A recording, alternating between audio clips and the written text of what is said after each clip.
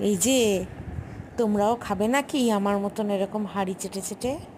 আমি তো পায়েসটা রান্না করে হাঁড়িটা নিয়ে বসে পড়ি এরকমভাবে, লাস্টের যে গায়ে লেগে থাকে সেই শুকনো শুকনো পোড়া লেগে থাকা দুধগুলো আমি এরকমভাবে খাই।